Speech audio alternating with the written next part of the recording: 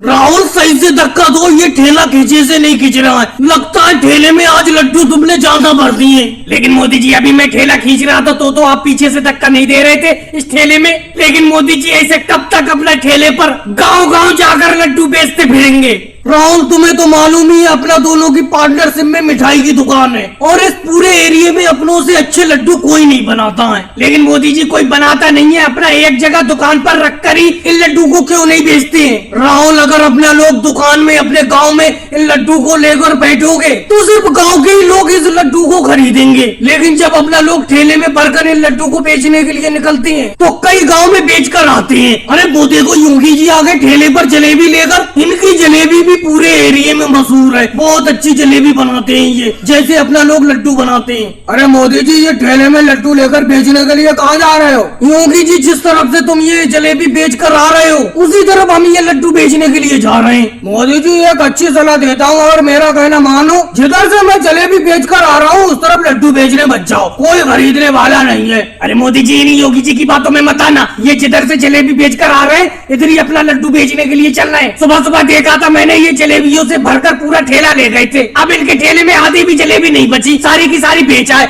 और अपनों को लड्डू बेचने से मना कर रहे हैं। राहुल तुम्हारी मर्जी, चले जाओ, तुम्हारे लड्डू उधर बिकेंगे नहीं जिधर से मैं आ रहा हूँ, क्योंकि उस गांव में कोई है ही नहीं, सब लोग कांवड़ यात्रा पे गए हुए हैं। हाँ मोदी जी ये योगी जी बिल्कुल सही कह रहे हैं, ये जिस गाँव से जलेबी बेच कर आ रहे हैं मैं उसी गांव का रहने वाला हूँ। इनकी वहाँ पर एक भी जलेबी नहीं बिकी क्योंकि मेरे गांव के सारे लोग कांवड़ यात्रा पर गए हुए हैं, कोई है ही नहीं गांव में। लेकिन भाई साहब आप कांवड़ यात्रा पे क्यों नहीं गए? आप कैसे टहल नहीं हो? अरे मोदी जी मैं इस साल कांवड़ यात्रा पे जा नहीं सका, अगली बार जरूर जाऊंगा। 2 लड्डू कितने के दे रहे हो? 2 लड्डू दे दो। अखिलेश कभी कभी हमारी जलेबी भी खाकर देख लिया करो, कभी भी जलेबी मेरी नहीं लेते हो तुम, एक बार खाओगे बार बार मांगोगे। ये क्या बात हुई योगी जी, अखिलेश मुझसे लड्डू मांग रहा है, तुम उसे जलेबी के लिए बोल रहे हो? राहुल ठेले को अपने गांव की तरफ मुड़ा लो। अगले मोदी जी नाव तो आप ले जाने लगे, लेकिन ये बताओ इस नाव के बकाया पैसे कितने दिन में दे दोगे? क्योंकि तुमने मुझसे ये 50,000 में नाव खरीदी है और अभी आपने मुझे 10,000 रुपए दिए, 40,000 रुपए आपको मुझे देना है। अरे शिवराज सिंह जी आपके पैसे दे देंगे,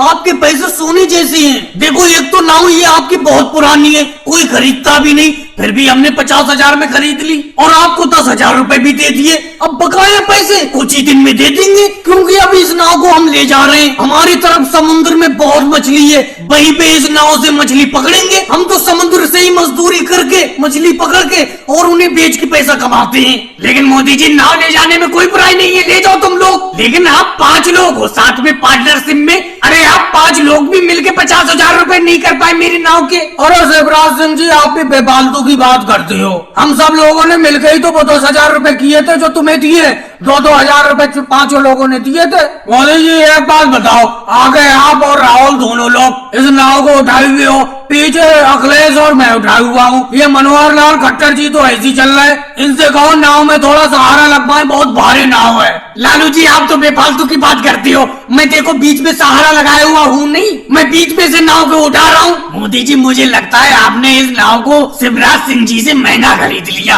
कहीं ये समुद्र में ले जाते ही नाव पानी ना छोड़ दे ऊपर को। नहीं मनोहर लाल खट्टर जी ऐसा बिल्कुल नहीं है, नाव पुरानी जरूर दिख रही है लेकिन इसमें एक भी छेद नहीं है। चलो जल्दी चलो, अपने लोगों को दूसरे समुद्र में जाके मछली पकड़ना है, नहीं तो शिवराज सिंह जी के नाव के पैसे नहीं हो पाएंगे।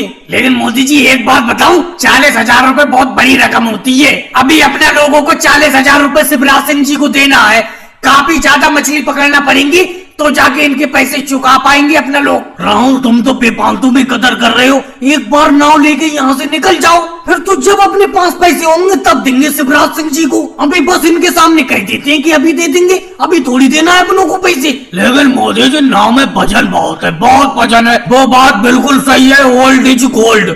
नाव जितनी पुरानी है उतनी अच्छी है, अच्छी नाव हाथ लगी। खाना लेके जल्दी आ जाया करो, तुम इतने देर में आते हो कि भूख साथ में आसमान पे पहुंच जाती है। और राहुल ये क्या, आज तो तुम सादा चावल और चटनी लाए हो सिर्फ, क्या घर पे कोई दूसरी चीज नहीं बनी थी आज? अरे जब मैं अपने घर से रोटी लेके आता हूँ तो तुम्हारे लिए तो बहुत सारा पकवान लेके आता हूँ, लेकिन तुम अपने घर से सादा चावल और चटनी लेके आए हो मेरे लिए। देखो मोदी जी, मैंने और तुमने पार्टनरशिप में ये खेती की है, अब एक दिन आप अपने घर से रोटी लाते हो खेत पे, एक दिन मैं अपने घर से खेत पर रोटी लाता हूँ।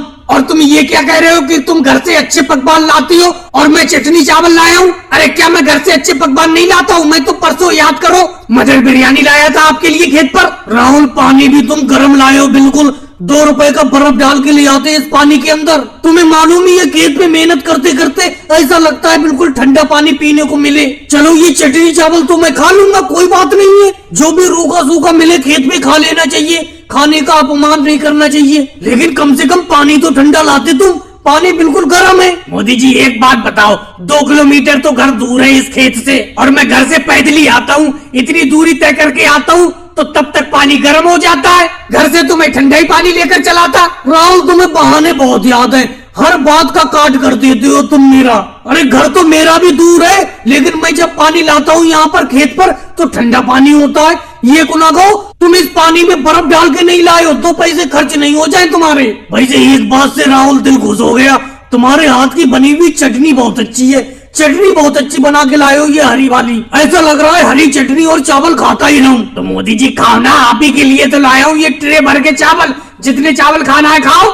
बहुत ही गजब के चावल और चटनी है। चटनी मैंने अपने हाथ से बनाई है, और खेत पर भरपूर मेहनत करने के बाद खेत पर खाना खाने का मजा ही निराला है। मैं तो खेत पर हमेशा मेहनत करके खाना खाना चाहता हूँ। खेत पर मेहनत करके खाना खाओ, बहुत ही मजा आता है खाना खाने में। ये तो है राहुल, मैं इसीलिए हमेशा खेत पर ही तो खाना मंगाता हूँ। खेत पर जब भरपूर मेहनत करके खाना खाओ तो पेट खुश हो जाता है। मोदी जी पेट खुश नहीं होता है, दिल खुश होता है। राहुल तुम भी बेफालतू की बात कर रहे हो, खाना तो पेट में जा रहा है, पेट खुश हो। आपके साथ काम करने जाऊंगा ही नहीं, आज ही से काम छोड़ दूंगा, मैं किसी हाल में भी नहीं जाऊंगा। अरे पूरा दिन भर तो आप खेतों पे मजदूरी करवाते ही हो, और अंधेरा होने को जा रहा है, ओवर टाइम भी मजदूरी करवाते हो। अच्छा योगी जी एक बात बताओ, आप अगर ओवर टाइम मजदूरी करती हो तो ओवर टाइम मजदूरी करने का आपको पैसा भी तो मिलता है, और ऐसा थोड़ी है कि आप ही ओवर टाइम मजदूरी करते हो।